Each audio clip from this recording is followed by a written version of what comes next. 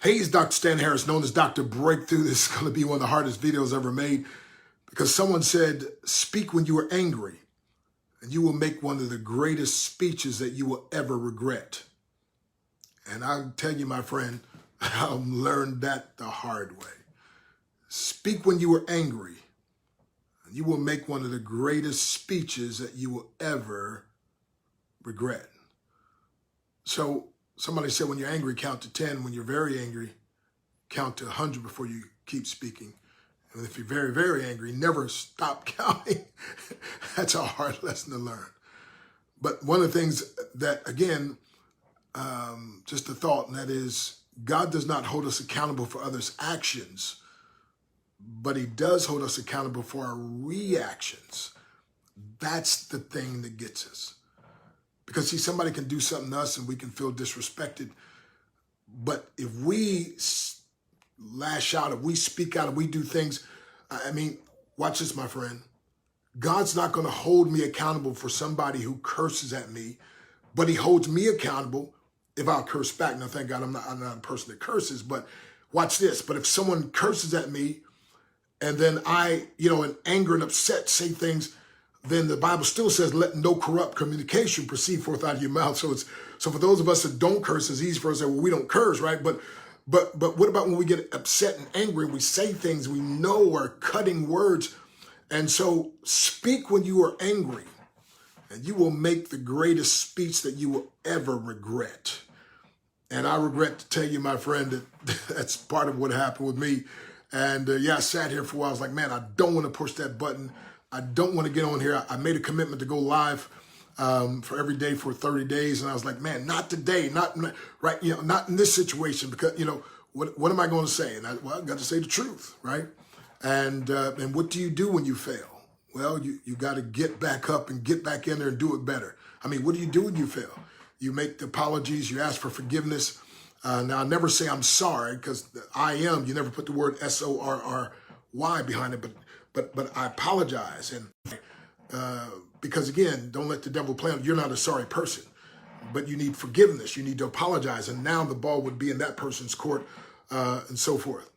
But if you don't mind, just someone write that down. Speak when you are angry, and you will make the greatest speech that you will ever regret.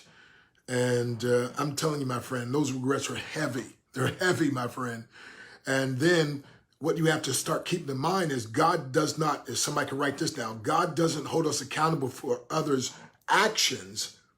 He only holds us accountable for our reactions. A guy that, 50 years ago, got connected on Facebook, and he said, man, give this guy a shout, whatever. We grew up in the same area, went to the same school, and so we made the call, and I got one of my brothers online with this guy, because I said, hey, man, you're more of a social butterfly than I am. I mean, I love speaking and so forth, but I said, you're like a social butterfly, jokester guy, and you know everybody, remember everybody.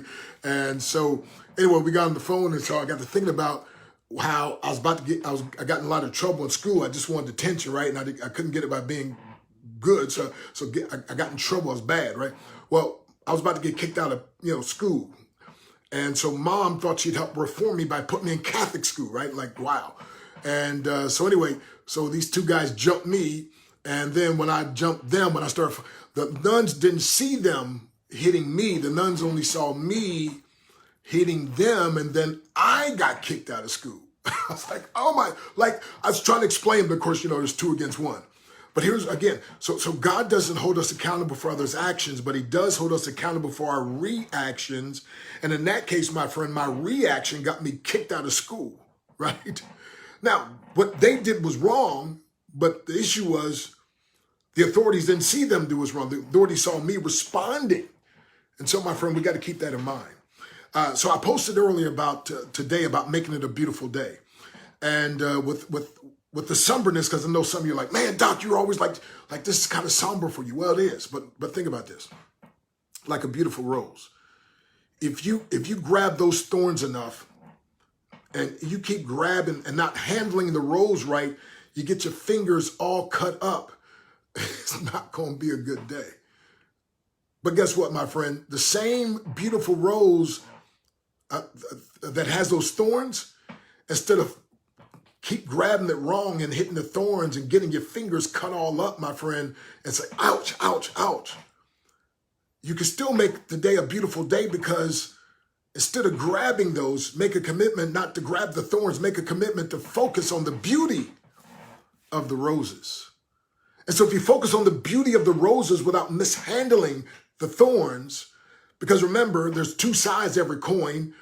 And so watch this, my friend. And so today you can make it a beautiful day in spite of, simply by focusing on the right thing. It's beautiful outside, especially here in Texas, the weather, right? But focusing on the beauty of the rose. And if you hadn't seen that picture that I posted earlier today, make sure you take a look at that. But focus on the beauty of the rose. And you can make today, you can make tomorrow, you can make the next day. See, focus on the beautiful things in life, the beautiful things. But if on the other hand, we focus on the other parts, it's going to get us down, it's going to keep us down, it's going to drag us down.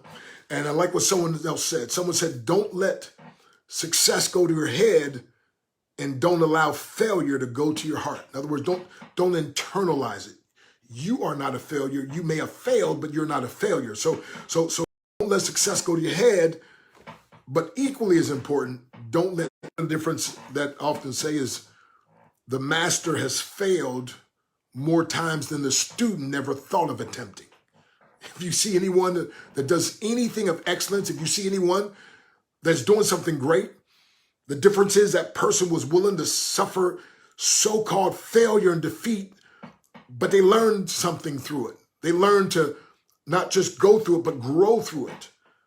So they learned to take personal responsibility. They learned to say, okay, I was wrong. They learned to say, hey, would you forgive me? They learned to say, what do I need to do to make this right? They learned to say, what changes do I need? They learned that. But again, the teacher has failed more times than the student ever thought of attempting. So someone earlier today shared one of my posts, and then they said to me, they said, man, your post. And I said, thank you. I appreciate that. Well, then this same gentleman, Ed, sent me a inbox, and he said, man, I got a new podcast and just listened to this. And he had no idea that his podcast was was given an answer and a solution to a very thing I was dealing with. Like, what? So watch this now.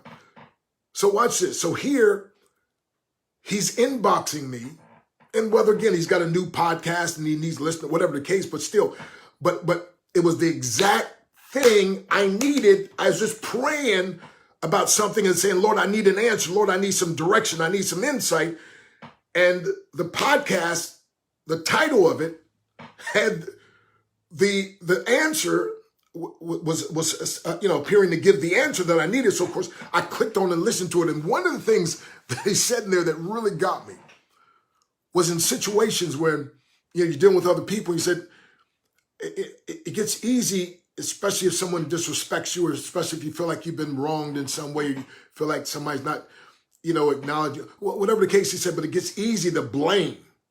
And here's the words that got me, because they call me Dr. Breakthrough, right? He said, you got to learn to break through. Oh, he said, you got to learn to break through. Watch this now. The barrier. I'm the guy that's always talking about barriers. Like barriers weren't made to stop you. Barriers were only made to stop those who are not sincere and those who are not committed. But to those of us who are sincerely committed, barriers were made to be broken. And here he is saying, you got to break through the barrier of blame. Oh. You got to break. He said, you got to break through the barrier of blame. Again, you heard the acronym for blame, right? Being lazy and making excuse. Somebody write that down for me, please. Being lame. Hey, Bettina Polite, I see you out there. God bless you. Thanks for watching. By the way, give me a heart. Give me a like if this is resonating with anybody. Give it a share. Maybe this could help somebody. But again, this is one of the hardest videos I ever had to make. Like, I was like, let's just take the day off, right? But no, let's make this thing, and let's break through this barrier. So at any rate, alrighty. So blame, again, being lame and making excuses. And I like to call it being lazy, also making excuses, because it takes a little work to make this. But anyway, here's the thing. So he said, breakthrough, make, instead of focusing on whatever, but make the apology, ask for the forgiveness, whatever. And so I did that. And so what I want to say is, sometimes you might have an inclination to inbox somebody. Sometimes you might have an inclination to text somebody. Sometimes that thought, and you're like, well, no, they're probably busy, or I'm busy, or whatever the case. Let me say this, my friend. Do not do that. You don't know. You don't know how. And by the way, he blessed me by sending it to him, but then I let him know how it was just what I needed. And so it blessed him. And so listen, my friend, it's incredible. So the same guy who's sharing one of my videos a few minutes earlier because it blessed him, he just has this thought of sending me something that he did on the podcast that was the thing that blessed me, encouraged me, gave me instruction, gave me insight, helped me to get a breakthrough. So what I'm saying is this, and that is, when you have those little thoughts about texting somebody, go ahead and text them. When you have a little thought, I should call somebody, go ahead and call somebody. Matter of fact, last night, I said, man, I need to call somebody and talk to them. Because one of the scriptural principles is confess your faults one to another and pray one for another that you may be healed. And the effectual fervent man of a righteous man availeth much. So I called two men and said, look, here's the situation, and pray with me. And, they gave me some insights, instructions, and so forth.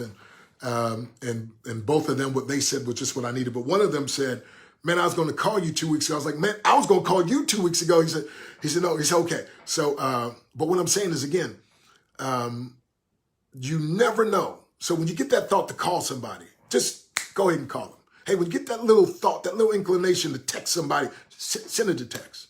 When you get that little inclination to inbox somebody through Messenger or whatever, just go ahead and do it, my friend, because you just never know how that could bless someone. You just never know how that very thing, God is using you to speak to the situation that they're dealing with. Your very post, your very call, your very prayer, your very words of encouragement and exhortation may be just the thing to help them to get their next breakthrough. So hey, this is Dr. Stan Harris, and pray for me. Pray for me and the family, and also, we've got some things that we want to accomplish. We got some things that we want to do.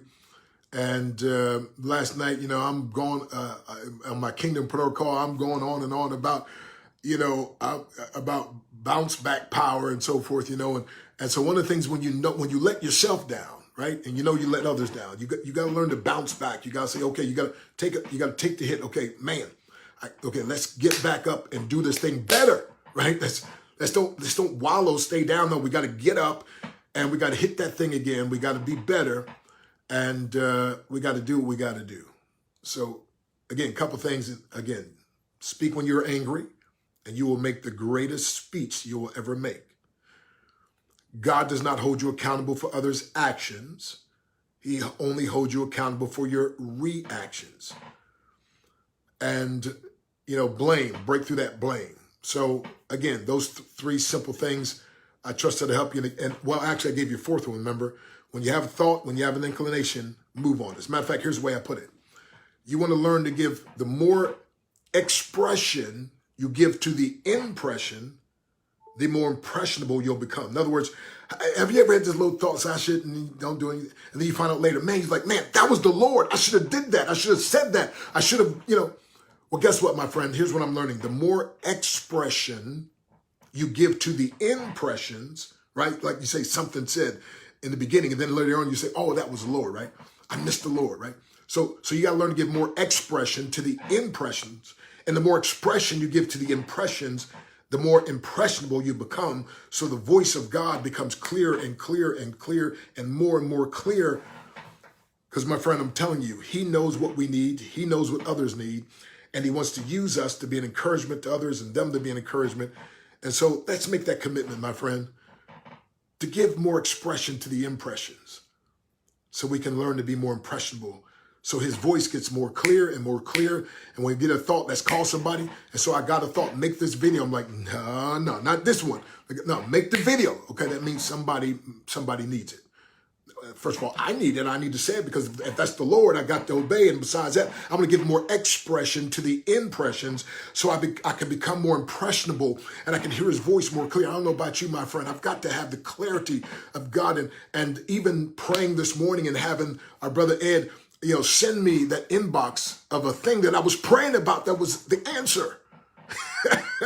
God uses people, and you and I get to be angels, which is messenger for people. So let's give more expression to the impressions so we can become more impressionable.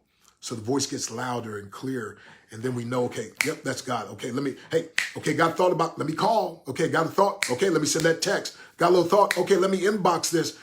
So it's like, I got this video. Should I send it to so-and-so, right?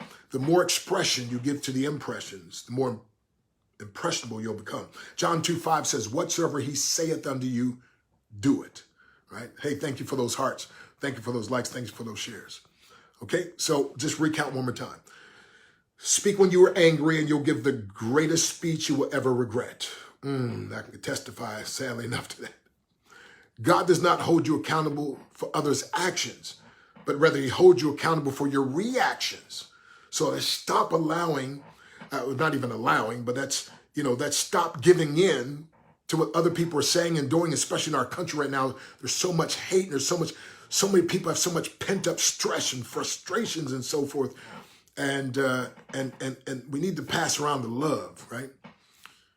Then I think I said, make sure you give expressions to the impressions. And then I mentioned also, make this a beautiful day, because even like I said, roses have thorns, but if you're just mishandling the rose and keep hitting those thorns, you get all cut up. But if you focus instead on the roses, you can make it a great day. The roses are so beautiful.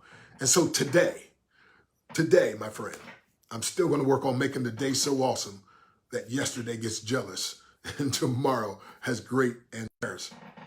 Known as Dr. Breakthrough. As Dr. Breakthrough, I can't provide the breakthrough.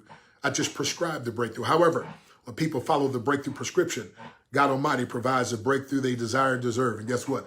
I often, by the way, I got the name Dr. Breakthrough really because I think I've had and needed more breakthroughs than anybody else.